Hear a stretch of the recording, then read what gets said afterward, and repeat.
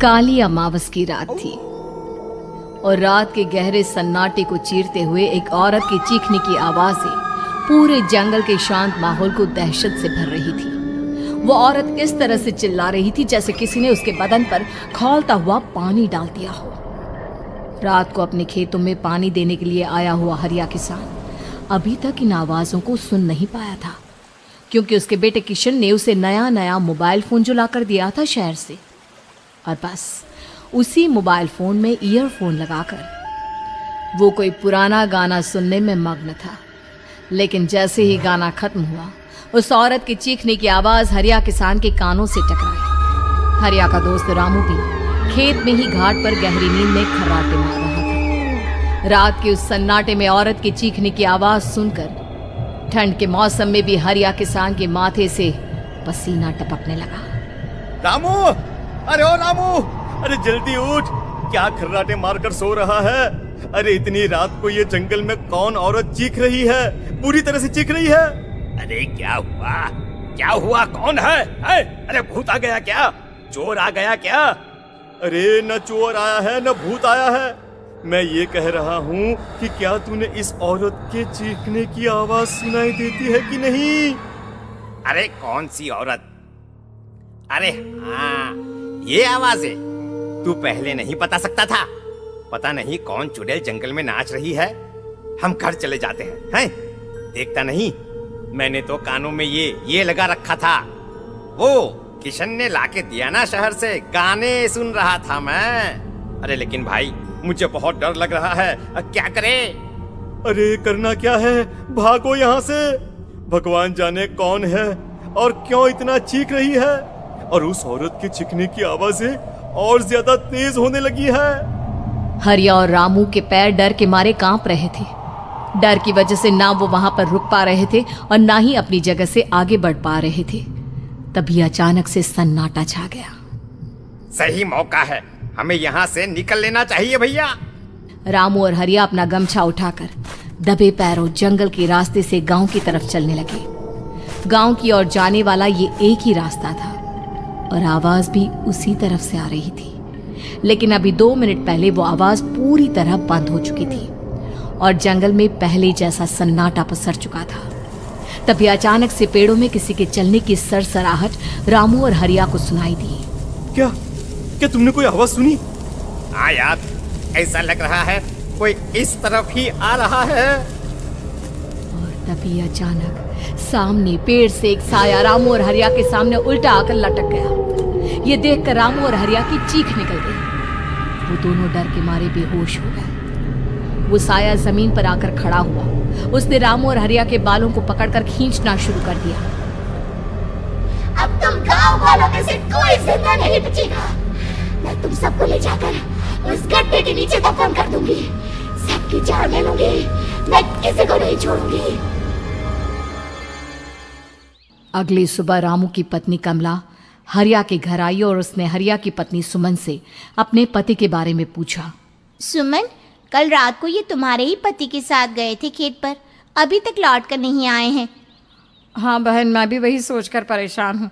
मेरे पति भी अभी तक खेत से लौट कर नहीं आए। भगवान जाने क्या बात है, दोपहर होने आई है। अब तक तो उन दोनों को लौट कर आ जाना चाहिए था। क्या करे, कैसे पता करे कि वो दोनों कहाँ हैं?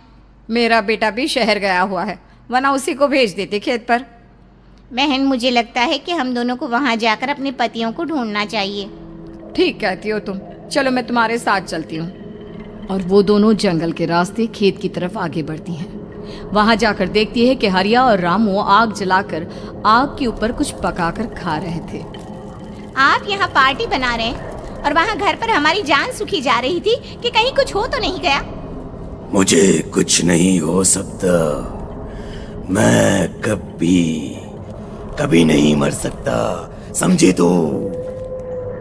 अरे तबीयत तो ठीक है, ये किस तरह की आवाज में बात कर रहे हैं आप? कुछ हुआ है क्या? कुछ नहीं हुआ, बस जोरों की भूख लग रही थी, इसलिए खाना बनाकर खा रहे थे।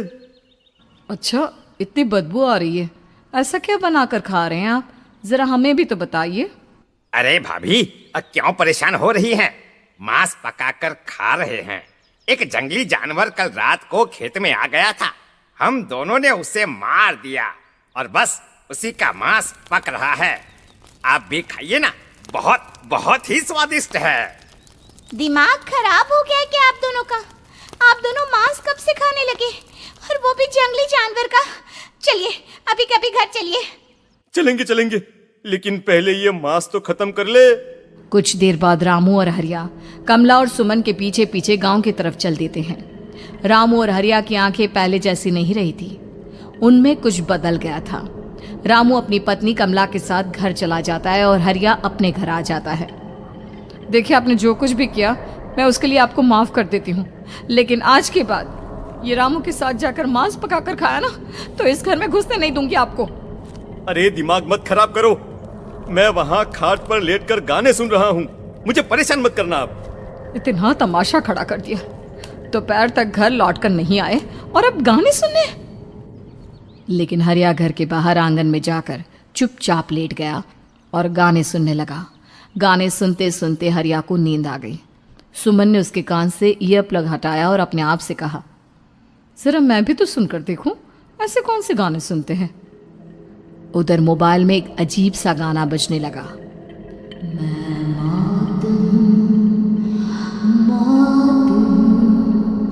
मौत जो बसरी है चारों, जो आएगी कहीं से निगल जाएगी सबको। मैं मात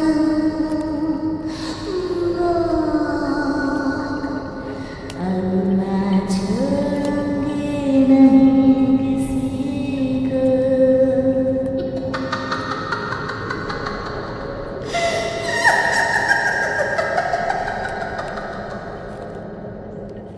सुमन ने घबराकर मोबाइल फोन दूर रख दिया। वो बुरी तरह से डर गई थी। तभी अचानक हरिया अपनी नींद से जागा और गर्दन टेढ़ी करते हुए सुमन के पास आया। क्या क्या कर रही थी? गाने सुन रही थी? वो ये कैसा गाना सुन रहे थे तुम मोबाइल के अंदर? मौत है, मौत। अरे ये सारी बातें छोड़ो और ये बताओ, आज शाम को तुम मेरे साथ खेत चलोगी? लेकिन क्यों? और तुम इस तरह से क्यों बात कर रहे हो? अपनी गर्दन सीधी रखकर बात करो ना। वो मेरी गर्दन में सोते सोते थोड़ा दर्द हो गया है। मेरे साथ आज खेत चलो ना। तुम्हारे साथ पूरी रात रहना चाहता हूँ। कैसी बात कर रहे हैं दिन दहाड़े? जरा भी शर्म नहीं आती क्या? अरे इसमें शर्माने वाली क्या बात है? तुम पत्नी हो मेरी। पूरी रात खेत पर रहता हूँ। मुझे भी तो तुम्हारे पास आने का हक है कि नहीं? अच्छा ठीक है, चलती हूँ आपके साथ खेत पर, लेकिन फिर उस रामू को मत बुलाना। अरे कैसी बातें कर रही हो? अगर तुम मेरे पास होगी तो मैं किसी को नहीं बुलाऊंगा, सिर्फ तुम और मैं और रात का सन्नाटा। शाम के वक्त हरिया सुमन को अपने साथ खेत पर ले जाता है। आसमान में चांद पूरी तरह से चमक रहा था। हरिया ने अपने खेत में बनी हुई छोटी सी झोंपड़ी के अंदर सुमन को अपने पास बिठा लिया और उसके बालों में हाथ फिराते हुए कहा, कितनी खूबसूरत हो तुम, बहुत सुंदर लग रही हो। एक चांद से भी ज्यादा सुंदर लग रही हो। ऐसी बातें मत करिए ना, मुझे शर्म आती है। अपनी आंखें खोलकर जरा मेरी तरफ तो देखो। अरे देखो तो सही। सुमन ने शर्माते हुए जैसे ही अपनी आंखें खोली, उसके होश उड़ गए। हरिया के बड़े बड़े दांत निकल आए थे और वो पूरी तरह से एक जानवर की तरह नजर आ रहा था। कौन हो तुम? तुम मेरे पति नहीं हो। कौन हो तुम? मुझे जाने दो। लेकिन हरिया ने सुमन के हाथ को कसकर पकड़ लिया। उसके नुकीले नाखूनों की वजह से सुमन के हाथ से खून बहने लगा था। बहुत दर्द हो रहा है, मुझे जाने दो। कौन हो तुम? क्या करना चाहते हो? वही जो एक आदमी एक औरत के साथ करना चाहता है, और उसके बाद मैं तुम्हें वहीं ले जाऊंगा जहां पर तुम्हारा पति है। क्या मतलब? क्या कहना चाहते हो? कहाँ है मेरा पति? जंगल के बीचों बीच उबलते हुए पानी के तालाब में, वही है तुम्हारा पति। चलो चलो, मैं तुम्हें उससे मिलवा देता हूँ, लेकिन उससे पहले तुम्हें मेरी प्यास बुझानी होगी। और इतना कहकर हरिया सुमन के ऊपर जानवरों की तरह टूट पड़ता है। आखिर कौन था वो जानवर, और क्या सुमन उसके शिकंजे से बचकर निकल पाई? जानने के लिए देखिए इस कहानी का अगला भाग, हॉरर कहानियां थी। खून की प्यास पार्ट 2। और उसके बाद वो जंगल एक बार फिर से सुमन की चीखों से गूंज उठा। लेकिन आज की रात सुमन की चीखों को सुनने वाला वहां पर कोई भी नहीं था। अगर वहां पर कोई मौजूद था तो बस हरिया, जो कि अब एक भेड़िए में बदल चुका था। सुमन के बालों को पकड़कर घसीटते हुए वो जंगल के बीचों बीच एक जगह पर ले जा रहा था। अगली सुबह गांव में। अरे भाई, पता नहीं क्या बात है, अपने गांव का हरिया किसान और उसकी पत्नी सुमन दोनों गायब हैं। दोनों का कोई अता पता नहीं। अरे कैसी बातें कर रहे हो भाई, ये कब हुआ है? अरे पूरे गांव में खबर फैली पड़ी है। कल रात को दोनों खेत की तरफ जा रहे थे, लेकिन लौटकर आए ही नहीं। तो हो सकता है अपने खेत पर होंगे। पूरा गांव ढूंढ कर आया है भाई। जानते हो क्या मिला वहां पर? क्या हुआ भाई? क्या मिला? बताओ हमें, क्या मिला? अरे हरिया की पत्नी सुमन के कपड़े पड़े हुए थे। शरीर का एक एक कपड़ा फटा हुआ झोपड़ी के बाहर पड़ा था, लेकिन दोनों पति पत्नी का कोई पता ठिकाना नहीं था। अरे भाई, लेकिन उसका जो दोस्त है ना रामू किसान, उससे पता करके आते हैं ना।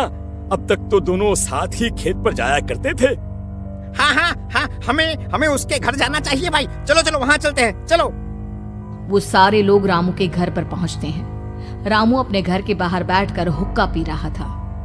आज सारे के सारे लोग टोली बनाकर मेरे घर क्यों आ रहे हैं? क्या कोई मर गया क्या भाई? अरे कैसी बातें कर रहे हो?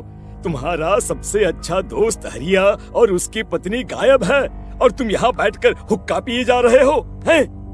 रामू ने अजीब सी नजरों से उन सब गांव वालों की तरफ देखा, जिसकी वजह से वो लोग एक बार के लिए डर गए। गायब है? अरे गायब नहीं है, मुक्ति मिल गई है। उन दोनों को मुक्ति मिली है। इस दुनिया में आकर हर इंसान पाप करता है, और उसे उसके पापों के लिए मुक्ति मिलना बहुत जरूरी है। अरे ये कैसी बहकी बहकी बातें कर रहे हो भाई, हैं? और इसका चेहरा अजीब सा क्यों लग रहा है? लगता है दोस्त के मरने का गम बैठ गया है। पागल हो गया है शायद ये पागल। ये बात सुनते ही रामू चीख कर जोर से चिल्लाते हुए कहता है, पागल मैं नहीं हूँ, पागल तुम सब हो। और ये शैतानी जंगल अब तुम में से किसी को नहीं छोड़ने वाला, सबको खा जाएगा। याद रखना मेरी बात। शैतानी जंगल? कैसा शैतानी जंगल? लगता है रामू पागल हो चुका है। हमें यहाँ से चलना चाहिए भाई। चलो चलो चलो। तभी रामू की पत्नी बाहर आती है। नहीं, आप लोग इनकी बात का बुरा मत मानिए। 2 दिन पहले हरिया के साथ खेत पर गए थे। जब से वहाँ से आए हैं तब से ऐसी ही बातें कर रहे हैं। भगवान जाने ऐसा क्या देख लिया उन्होंने, खेत में कुछ भी बड़बड़ाते रहते हैं। लेकिन गांव के लोगों ने कमला की कोई बात नहीं सुनी, और वो सब वहां से चले गए। रात अब धीरे धीरे ढलने लगी थी। तभी अचानक किसी ने धीमी सी आवाज में रामू को पुकारा। रामू, आ जाओ, मैं तुम्हारा इंतजार कर रहा हूँ। और सुनो, अपनी पत्नी को साथ लेकर आना, नहीं तो काम अधूरा रह जाएगा। ये आवाज सुनते ही रामू के चेहरे पर शैतानी मुस्कुराहट आ जाती है। वो धीमे कदमों से अपने घर के अंदर आता है। क्या हुआ? तबीयत ठीक है ना अब आपकी? मैं तुझे अपने साथ खेत पर ले जाने आया हूँ, चल। मैं तुम्हारे साथ कहीं नहीं जाने वाली। मुन्ना गहरी नींद में सो रहा है, और उसे अकेला छोड़कर मैं तुम्हारे साथ खेत पर नहीं आ सकती। वैसे भी तुम्हारे उन खेतों में भगवान जाने कौन सा राक्षस घूम रहा है, मुझे तो डर लगता है। रामू गुस्से में दांत पीसता अपनी झोपड़ी से बाहर आ जाता है और कमला गहरी नींद में अपने बच्चे के साथ सो जाती है। तभी अचानक रात को रामू की झोपड़ी के ऊपर एक साया वही गाना गुनगुनाते हुए घूमने लगता है जो हरिया के मोबाइल में बजा करता था। मैं मौत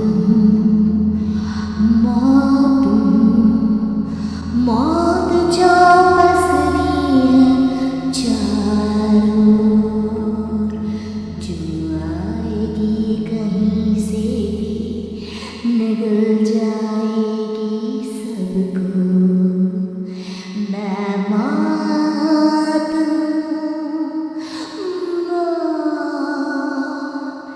अब मैं छोड़ूंगी नहीं किसी को।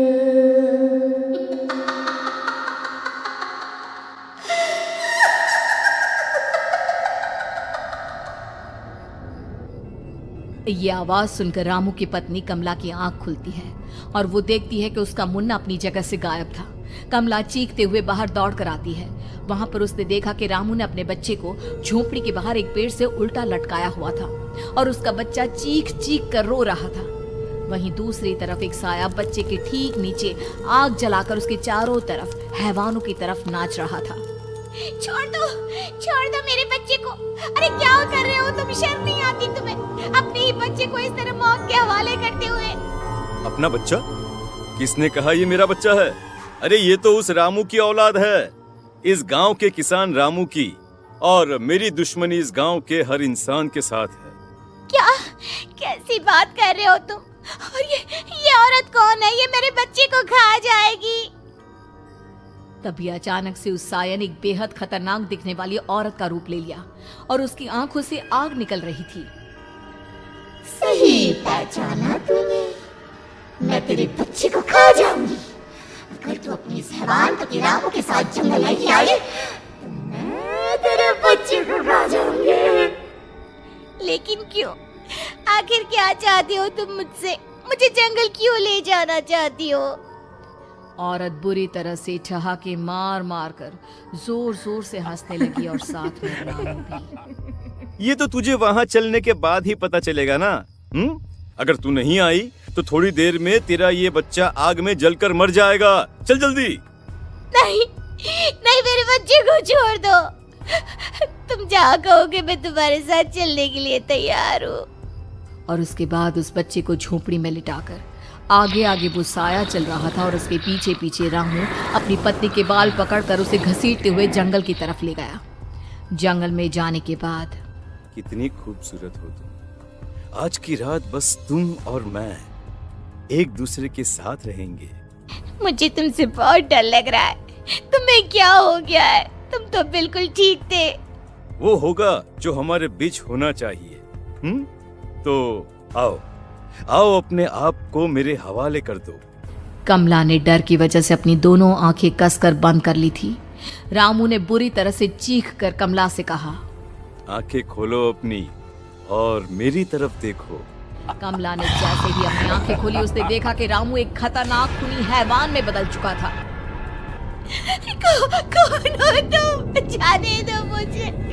क्या चाहते हो मुझसे?